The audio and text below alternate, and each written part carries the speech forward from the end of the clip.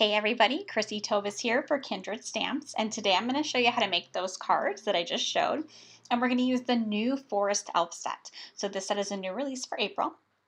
So the first thing I decided to do was I stamped a few of the little elf images onto a piece of cardstock using a stamp platform. So this is a Misty.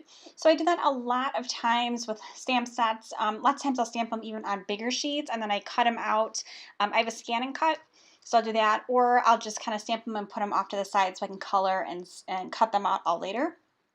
So I knew I was going to make two cards, one on camera and one off. So I did the two stamps at the same time. So I'm just going to color the first elf on the left for camera purposes here. And I am using some alcohol markers. So I try to keep it simple when I'm using my markers. I kind of feel like if I add too many colors and too much, it just ends up looking fake and not real. So I usually just try to stick to kind of two, sometimes three for each little color tone. So if I have, like for his cape, I color it in one color and then I add a few dark highlights and that's it. So what I basically do is I start out with what would be like the main tone or the medium tone, and then I add the dark in and then I go back over it again with the medium. And then that's it. Then they kind of blend in nice together. Same thing with the hair. You know, originally I was going to leave it kind of whitish, and then I just felt like it wasn't enough coloring. So I went in with the yellow, came back in with the darker yellow, and then blended it again with the light yellow. And that way it looks nice and seamless. And same with his flesh tones here. So I did a few shadows in places like his cheek, his chin, kind of like on the forehead, places like that. And then I just re-blended it again.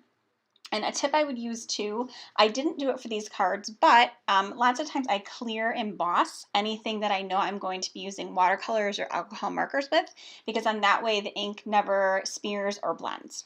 So just a little tip for you. So the next thing I'm going to do is I'm going to create a background using the stencil. This is a zebra stencil, and this is available through Kindred Stamps as well.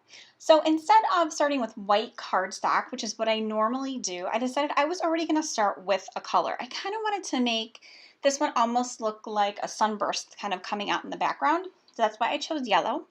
And so then I just used two different color distressed inks. So I used the Squeeze Lemonade and the Mustard Seed.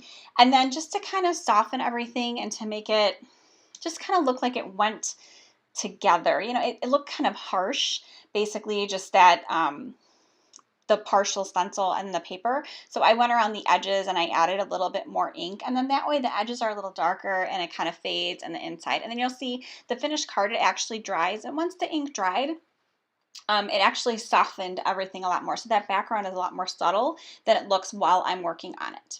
So I just came in with the light and the dark yellows, the Sweet Lemonade and the Mustard Seed, and just kind of re-blended them all together until I got a look that I wanted. So then it was time to put this sentiment on there. So this is, "You have my bow and my heart," which I thought was really appropriate for this little elf. So I pulled out that stamping platform again, and then it was time to assemble my card. So I like to keep my card simple. I really kind of want the focus to either be my little image or to kind of show off the background I made. So I'm definitely one of those less is more people, but I like to add some extra little touches. So I wasn't really done with him. I decided for his little pin or his little brooch, I decided to add a little bit of silver. I have a silver sparkle marker that I use, and then I just put a little tap in there, and then I used a clear sparkle marker to kind of blend it more. And then I also added sparkles in his hair as well. So that way his hair, when it hits the light, kind of sparkles and shines, as well as his pin. So here's a couple looks at that card I just made, another card I made off camera, and then both of them. So thank you so much for stopping by today. I hope that you enjoyed the stamp set and that you give this background technique a try. Have a great day.